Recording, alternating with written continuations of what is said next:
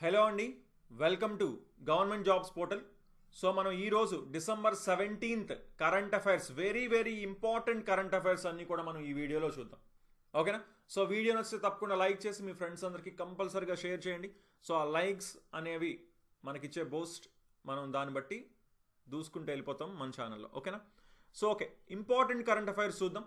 First very important thing, ప్రధానమంత్రి నరేంద్ర మోదీ గారికి Ethiopia అత్యున్నత పురస్కారం అందుకున్నారనమాట నరేంద్ర మోదీ గారు. ఓకేనా? ఇది ఎప్పుడు అంటే నిన్నే అండి. ఓకేనా? అక్కడ ఆ ఇథియోపియా ప్రధానమంత్రి అయిన అబీ అహ్మద్ ఆలీ గారి చేతుల మీదుగా అందుకున్నారు. సో ఇది ఇథియోపియాకే హైయెస్ట్ అవార్డు అనమాట, అత్యున్నత పురస్కారం మొత్తం ఇథియోపియాకే. ఆ అవార్డ్ నేమ్ కూడా చూడండి, the great honour Nishan of Ethiopia. Okay, the great honour Nishan of Ethiopia. So ఎందుకు ఇచ్చారు అంటే ఈ రెండు దేశాల భాగస్వామ్యాన్ని బలోపేతం చేశారన్న దాంతో, అలాగే ఒక విజనరీ లీడర్షిప్ ఉంది అన్న దాంతో ఇవ్వడం జరిగిందనమాట. అండ్ ఇంకొక వెరీ ఇంపార్టెంట్ థింగ్ ఏంటి అంటే, first global head of state, అంటే ఒక స్టేట్ హెడ్ కానీ లేదా ఒక గవర్నమెంట్ హెడ్ కానీ ఇంతవరకు ఎప్పుడూ కూడా ఈ అవార్డు అనేది ఇవ్వలేదంట. ఇదే మొదటిసారి, ఫస్ట్ టైం అనమాట, మొదటిసారి. సో అందుకని ఇది చాలా ఇంపార్టెంట్ బిట్ కింద మనం చెప్పుకోవచ్చు. ఓకేనా? సో నెక్స్ట్ మనం చూసుకుంటే, నెక్స్ట్ కరెంట్ అఫైర్ చూసుకోండి. Viksit Bharat guarantee for Rozgar and Ajeevika mission Gramin bill, దీన్నే షార్ట్ కట్లోని విబిజీ రామ్జీ బిల్ అంటున్నాం. విబిజీ రామ్జీ బిల్, దీన్ని ఇంట్రడ్యూస్ చేయడం జరిగిందనమాట లోక్సభలో. ఓకేనా? సో దీన్నే యాక్చువల్గా అయితే ఇంతకుముందు దీని పేరు Mahatma Gandhi national rural employment guarantee act, MGNREGA. ఇది 2005లో ఉన్న ఈ యాక్ట్ని ఇప్పుడు దీని ప్లేస్లోని ఈ కొత్త బిల్లుని పాస్ చేయాలనే ఆలోచనతో ఇంట్రడ్యూస్ చేశారనమాట. ఓకేనా? సో ఈ కొత్తగా పాస్ చేయబోతున్న బిల్ ఏంటి, దాని పేరు విబిజీ రామ్జీ బిల్. ఆ విబి అంటే వికసిత్ భారత్, ఆ జీ అంటే గ్యారంటీ ఫర్, రామ్ అక్కడ చూసుకోండి, రామ్ అంటే రోజ్గర్ అండ్ అజీవికా మిషన్, లాస్ట్లో ఉన్న జీ గ్రామీణ్ అనమాట. ఓకేనా? సో ఇది ముందున్న ఈ యాక్ట్ని అయితే ఇప్పుడు రీప్లేస్ చేయబోతుంది అనమాట. సో ఇందులో మనకి మెయిన్గా ఏంటేంటి మారబోతున్నాయి, అది కదా ఇంపార్టెంట్. అసలు మెయిన్ చేంజెస్ ఏంటో ఇక్కడ మనం చూద్దాం. చూసుకుంటే ఇంతకుముందు 100 రోజులు అనేది ఖచ్చితంగా పని దినాలు ఉండాలి అని ఉండేది. కానీ ఇప్పుడు ఏంటి, 125 రోజులు పనిని కల్పించాలి అని చెప్తున్నారు గ్రామీణ కుటుంబాలకి. ఓకేనా? అండ్ నెక్స్ట్ చూసుకుంటే మనకి ఇంపార్టెంట్ చూసుకోండి, ఇంతకుముందు కేంద్రం వచ్చేసి వ్యయంలో 100% ఇచ్చేసేది, అలాగే అక్కడ మెటీరియల్ ఖర్చులో ఏమో 75% భరించేది. అంటే అప్రాక్సిమేట్గా మొత్తం చూసుకుంటే సుమారుగా 90% కేంద్రం ఇచ్చేది.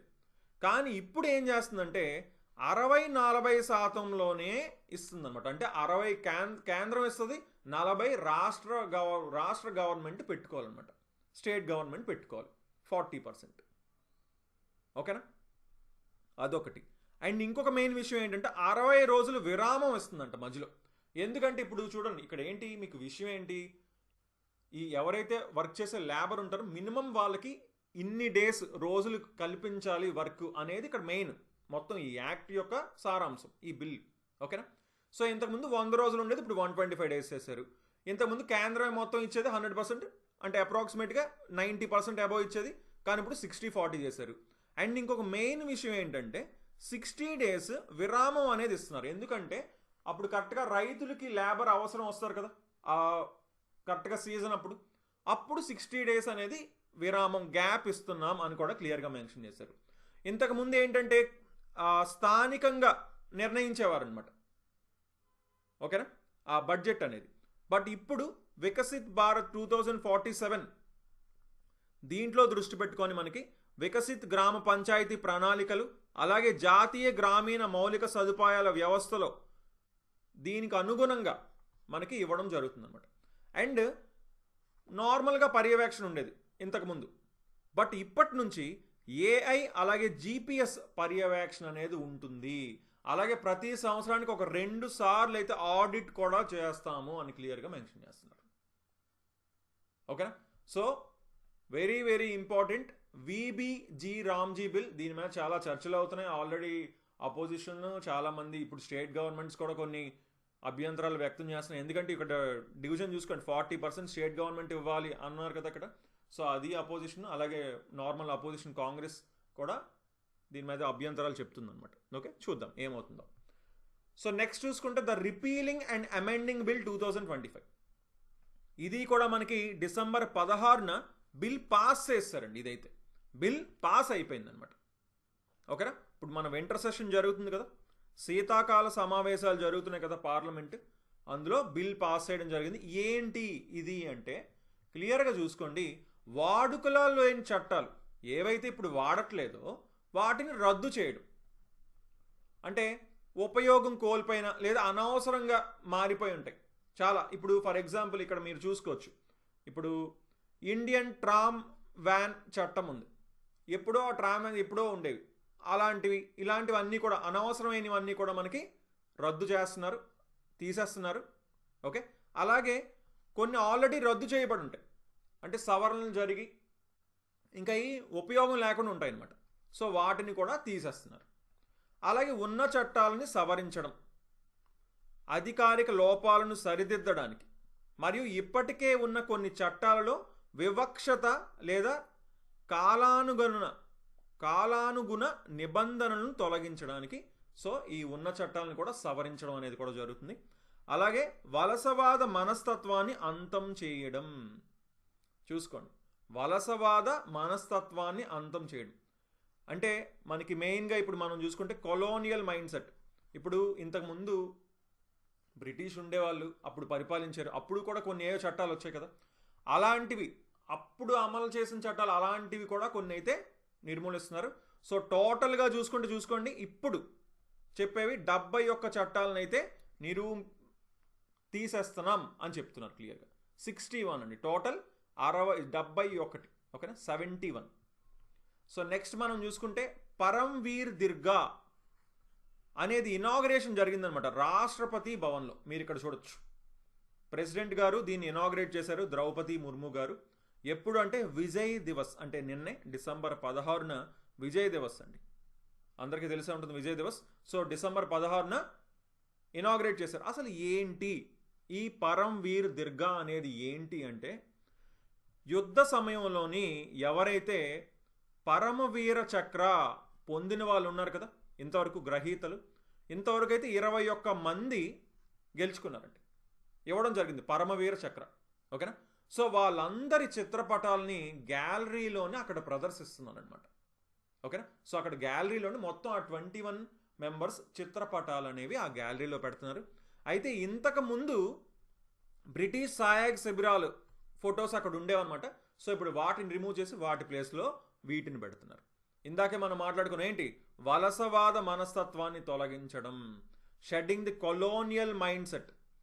ఎప్పుడో బ్రిటిష్ వాళ్ళకి మనం హెల్ప్ చేసింది అది దానికి ఇంపార్టెంటా, మన ఇండియాకి హెల్ప్ చేసిన వాళ్ళది ఇంపార్టెంటా? అందుకని ఆ ఫొటోస్ తీసి ఈ ఫొటోస్ పెడుతున్నారనమాట. ఓకేనా? అలాగే 2023లోని ఈ 21 ఐలాండ్స్ ఏవైతే మనకి అండమాన్ అండ్ నికోబార్ ఐలాండ్స్ ఉన్నాయో అవి చాలా ఎక్కువ ఉంటాయండి, Andaman and Nicobar islands. So అందులోనే ఒక 21 ఐలాండ్స్కి పేర్లు లేవన్నమాట, వాటికి వీళ్ళ పేర్లు పెట్టారు. ఈ 21 పరమవీర్ చక్ర అవార్డీస్ ఉన్నారు కదా, వాళ్ళ పేర్లు పెట్టడం జరిగిందనమాట. ఓకేనా? అలాగే ఎప్పుడొచ్చింది ఈ అవార్డు అని అంటే చూడండి, ఫస్ట్ మొదటిసారిగా చూసుకుంటే మేజర్ సోమనాథ్ శర్మ గారికి రావడం జరిగింది. ఎప్పుడు? నవంబర్ 3, 1947లో అనమాట. ఓకేనా? లాస్ట్ ఎవరికి ఇచ్చారు అంటే కెప్టెన్ విక్రమ్ బాత్రా గారికి ఇచ్చారు, జూలై 7, 1999. ఈ అవార్డ్స్ ఎవరికి ఇస్తారు అనేది మీకు అర్థమై ఉంటుంది. ఇప్పుడు మన ఇండియా వార్, ఇప్పుడు కార్గిల్ వార్ అప్పుడు 1999 అప్పుడు వాళ్ళకి ఇచ్చారు. అలాగే దానికి ముందు వార్ జరిగాయి కదా, అప్పుడు వాళ్ళకి ఇచ్చారనమాట.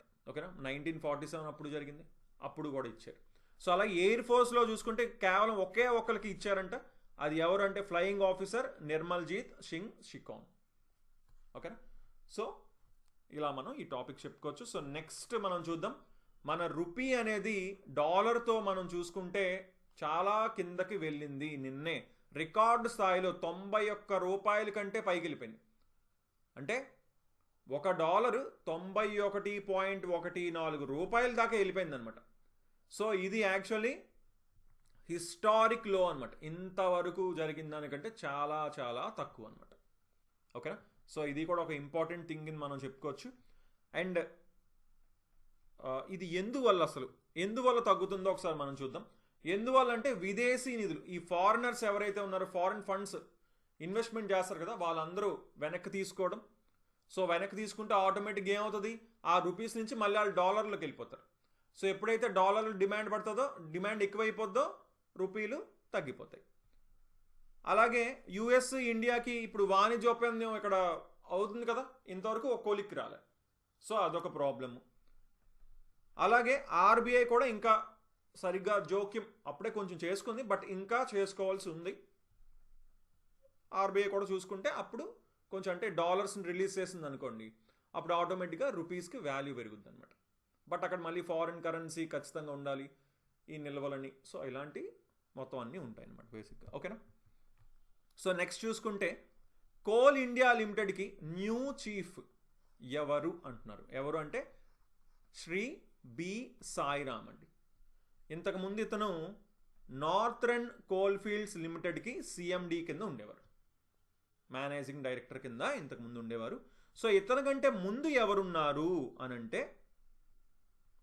పిఎం ప్రసాద్ అనమాట. ఓకేనా? ఎవరు ఉండేవారు? పిఎం ప్రసాద్ ఉండేవారు. బట్ ఎప్పుడు అక్టోబర్ 31నే ఇతను వెళ్ళిపోయారు. ఓకే, 31ని పదవీ విరమణ జరిగింది. బట్ దాని తర్వాత సనోజ్ కుమార్ జా గారిని ఎడిషనల్ ఛార్జ్ ఇచ్చారనమాట, ఇంటరిమ్గా మధ్యలో ఉండడానికి. తర్వాత ఇప్పుడు నిన్న మనకి శ్రీ బి సాయిరామ్ గారిని coal India limited new chief కింద అపాయింట్ చేయడం జరిగిందనమాట. ఓకే, సో నెక్స్ట్ మనం చూసుకుంటే ప్రతాప్ సింగ్ తోమర్ 3P గోల్డ్ గెలుచుకున్నారండి. ఎక్కడ గెలుచుకున్నారంటే 68వ జాతీయ షూటింగ్ ఛాంపియన్షిప్ పోటీల్లోని మనకి ఇతను గోల్డ్ గెలుచుకోవడం జరిగింది. సో ఇందులో కూడా ఒక వరల్డ్ రికార్డ్ స్కోర్ అనేది నెలకొల్పారు. బట్ అది వరల్డ్ రికార్డ్ స్కోరే, హైయెస్ట్ స్కోరే. బట్ అది గుర్తించరు అనమాట, ఎందుకంటే నేషనల్ లెవెల్లో జరిగిన గేమ్కి వరల్డ్ మొత్తం అయితే గుర్తించరు. ఓకేనా? ఇది ఎందుకంటే ఇది నేషనల్ లెవెల్ ఛాంపియన్షిప్ అనమాట ఇది. ఓకేనా? సో మెన్స్ 50 రైఫిల్ 3 పొజిషన్స్లోని ఫైనల్లోని గెలుచుకున్నారనమాట గోల్డ్. ఇది ఎప్పుడు నిన్నే జరిగింది. ఓకేనా? ఎక్కడ జరిగింది? మధ్యప్రదేశ్ స్టేట్ షూటింగ్ రేంజ్ భోపాల్లో జరిగింది. టోటల్ స్కోర్ 470.5 వచ్చిందనమాట. సో చూసుకోండి, ప్రెజెంట్ ఉన్న వరల్డ్ రికార్డ్ కంటే ఒక 1.6 పాయింట్స్ ఎక్కువే వచ్చాయి. బట్ క్లియర్గా చెప్పాను కదా, జాతీయ ఛాంపియన్షిప్ల స్కోర్లను అంతర్జాతీయ షూటింగ్ స్పోర్ట్ ఫెడరేషన్ అధికారికంగా ప్రపంచ రికార్డులుగా ఆమోదించనందున ఇది ప్రస్తుత జాతీయ రికార్డుగా నిలుస్తుంది. సో ఇది నేషనల్ రికార్డు కింద చెప్పుకోవచ్చు. జస్ట్ ఇక్కడ వరల్డ్ రికార్డ్ స్కోర్ అని పెట్టారు అంతే అండి. బట్ ఇది హైయెస్ట్ నేషనల్ స్కోర్ అవుతుంది అనమాట, నేషనల్ రికార్డ్ కింద అవుతుంది. ఓకేనా? సో ఆ 3P డిసిప్లిన్ అంటే ఏంటి? ఆ 3 Pలు నీలింగ్, ప్రోన్, స్టాండింగ్ అనమాట. ఓకేనా? ఆ 3 పొజిషన్స్ అనమాట ఇవి. ఆ 3P అంటే 3 పొజిషన్స్లోని ఆ 50 మీటర్ రైఫిల్ అనమాట ఇది. Okay, so next WTA player of the year ఎవరు గెలుచుకున్నారంటే అరీనా సబలాంకా గారు WTA player of the year అయ్యారు. అయితే 2024లో కూడా 2024లో కూడా ఈవిడే అనమాట ప్లేయర్ ఆఫ్ ద ఇయర్. ఇప్పుడు 2025 కూడా ఈవిడే ప్లేయర్ ఆఫ్ ద ఇయర్. చూసుకుంటే గత 15 సంవత్సరాల్లో చూసుకుంటే ఈ ఫీట్ అంటే వరుసగా 2 సంవత్సరాలు వరుసగా వచ్చిన వాళ్ళని ఒకరు సెరీనా విలియమ్స్, ఇంకొకరు ఇగా స్వేతక్, వీళ్ళిద్దరికే వచ్చిందనమాట. అలాగా ఇప్పుడు థర్డ్ టైం ఈవిడికి వచ్చింది. సబలాంకా గారు వరుసగా 2 years WTA player of the year అయ్యారు. సో చూసుకోండి, మనకి 2025లో అయిన అన్నిట్లోని ఈవిడ ఎన్నిట్లో ఛాంపియన్ ఉందో, అసలు మొత్తం టాప్ 10లోనే ఉందంట. టాప్ 10 నుంచి కిందకైతే వెళ్ళలేదంట అసలు ఈ 2025లో చూసుకుంటే. సో US ఓపెన్ వచ్చేసి ఛాంపియన్ అయ్యారంటే ఫస్ట్ ప్లేస్ వచ్చారు. అండ్ WTA 1000 కూడా మాడ్రిడ్ మరియు మియామి ఈ రెండు కూడా టైటిల్స్ గెలుచుకున్నారు. అండ్ మిగతాయి చూడొచ్చు, ఆస్ట్రేలియన్ ఓపెన్ అయితే రన్నరప్, ఫ్రెంచ్ ఓపెన్ అయితే రన్నరప్, వింబుల్డన్ అయితే సెమీ ఫైనలిస్ట్ అయ్యారు, అండ్ WTA ఫైనల్స్ వచ్చేసి రన్నరప్ అయ్యారు. ఇక్కడ మీరు చూసుకోవచ్చు ఫైనల్లోని ఎవరెవరు విన్ అయ్యారో. కొన్నిసార్లు కొన్ని చేతుల్లో ఓడిపోయారు కదా, కొంతమందిని ఓడించారు.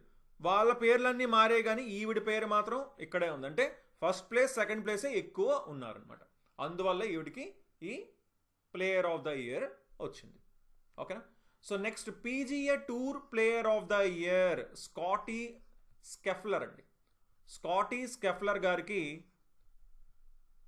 PGA tour player of the year వచ్చిందనమాట. ఓకేనా. సో ఇతనికి వరుసగా 4వ సారి అండి, ఇది వరుసగా 4వ సారి. ఇలా 4వ సారి వరుసగా రావడం, ఇతను 2వ ఆటగాడు అంట. అంటే ఇతను ముందు టైగర్ వుడ్స్కి వచ్చింది, ఇప్పుడు ఇతనికి వచ్చింది. ఓకేనా. సో వరుసగా కాన్సిక్యూటివ్ 4th సీజన్, అంటే ఈ ఇయర్ ముందేర్ ఆ ముందేర్ కూడా ఇతనికే PGA tour player of the year రావడం జరిగిందనమాట. ఇతను కూడా లాస్ట్ 8 monthsలో చూసుకుంటే అసలు టాప్ 10కి పైకి వెళ్ళలేదు, అంటే టాప్ 10 లోపే ఉన్నారు. ఓకేనా. సో నెక్స్ట్ IPL ఆప్షన్ కూడా జరిగిందనమాట నిన్నే. దాని హైలైట్స్ ఒకసారి మనం చూసుకుంటే ఇది ఎక్కడ జరిగిందంటే అబుదాబిలో జరిగింది. సో ఇందులో చాలామందికి ఒక ఫారెన్ ప్లేయర్కి రికార్డ్ స్థాయిలోని బిడ్ చేయడం జరిగింది. అలాగే అన్క్యాప్డ్ ఇండియన్ టాలెంట్, అంటే ఇంతవరకు మన ఇండియన్ టీంలో ఆడకుండా ఉన్న వాళ్ళకి కూడా చాలా ఎక్కువ బిడ్ చేశారు. సో అది కూడా ఒకసారి మనం చూసి ఈరోజు కరెంట్ అఫైర్స్ని అయితే మనం ముగించవచ్చు. సో టాప్ 5 అత్యంత ఖరీదైన కొనుగోళ్లు ఎక్కడ జరిగాయి చూద్దాం. కెమెరాన్ గ్రీన్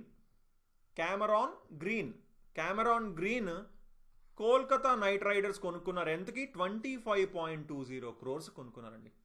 చరిత్రలోనే అత్యంత ఖరీదైన విదేశీ ఆటగాడు. చూసుకోండి, అందరూ ప్రతి ఒక్కరికి విదేశీ ఆటగాళ్ళలోని హైయెస్ట్ పెట్టి కొనుక్కున్నారు అనమాట, 25.20 crores. So next Matheesha Rana Sri Lanka ఆటగాల్లోని అత్యధిక ధర అనమాట. శ్రీలంక గేమ్ ఆటగాల్లో చూసుకుంటే ఇతను అత్యధిక ధర 18 crores. కార్తీక్ శర్మ వచ్చేసి చరిత్రలో అన్క్యాప్డ్ ఆటగాడికి అత్యంత ధర. చూసుకోండి, వీళ్ళిద్దరూ కూడా సేమ్ అనమాట. వీళ్ళిద్దరూ కూడా అన్క్యాప్డ్ ఆటగాల్లోని అత్యంత ధర వీళ్ళిద్దరూ షేర్ చేసుకున్నారు దీన్ని. కార్తీక్ శర్మ CSK అండ్ ప్రశాంత్ వీర్ కూడా CSKనే కొనుక్కున్నారు. ఓకేనా. అలాగే లియామ్ లివింగ్స్టోన్ కోసం SRH పంజాబ్ రెండు కూడా పోటాపోటీగా ఇక్కడైతే ఇంటెన్సిటీతో ఫైట్ చేసి 13 కోట్లకి SRH కొనుగోలు చేసింది. సో ఈ టాప్ 5 అనమాట బిడ్ జరిగిన వాళ్ళను, ఆప్షన్ జరిగిన వాళ్ళు తీసుకున్న వాళ్ళ ప్లేయర్స్ అనమాట. ఓకేనండి. సో ఓకే అండి. సో వీడియో నచ్చితే తప్పకుండా లైక్ చేయండి అండ్ మీ ఫ్రెండ్స్ అందరికి కూడా కంపల్సరీగా షేర్ చేయండి. సో అండ్ మీకు ఎలాంటి డౌట్స్ ఉన్నా సరే కింద కామెంట్ చేయండి. సో ఇంకా మీరు ఏం చెప్పాలనుకుంటున్నారో, లైక్ ఎలాంటి వీడియోస్ మన ఛానల్ నుంచి రావాలనుకుంటున్నారో అవన్నీ కూడా తప్పకుండా కామెంట్ చేయండి. ఓకేనా. So okay then, thanks for watching and have a nice day. Bye.